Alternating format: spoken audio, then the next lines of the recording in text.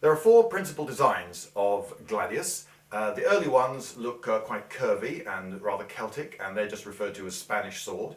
Gladius is Spansis, if you prefer. Then you've got the Mainz and the Fulham examples.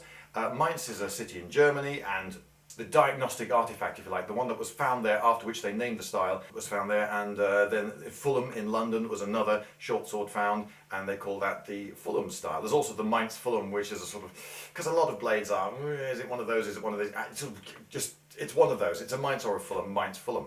And then later you've got the really boring one, the Pompeii example, obviously named after some artifacts found in Pompeii, and that one's got the perfect parallel sides with the equilateral triangle point at the top. Very boring.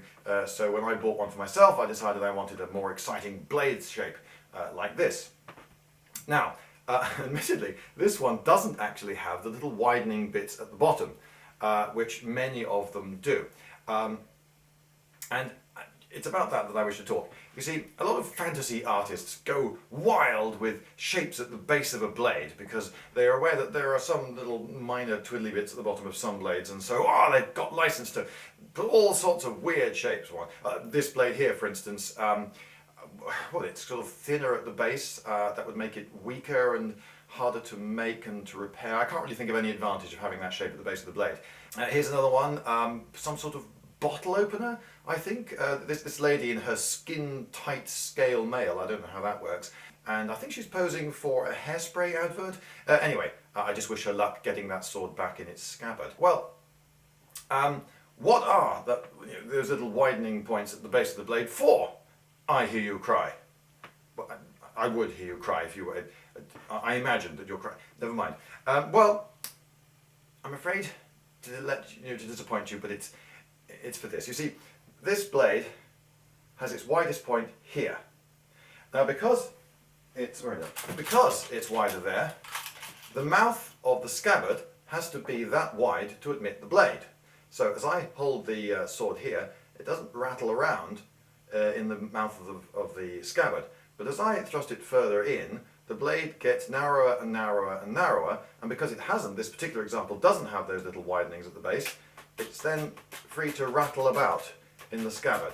And given that 99.99% of the the legionary is just carrying this around and not fighting with it, that would be really annoying, because as he walks around, things just rattling in his scabbard. So if he has a slight widening bit at the bottom of the blade, that doesn't happen.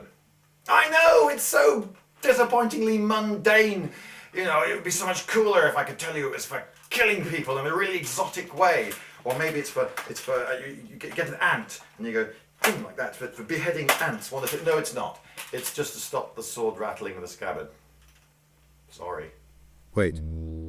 Go back. Stop. Zoom 19 to 26. Stop. Go right. Wait a minute. Go down. Stop. Enhance 14 to 52.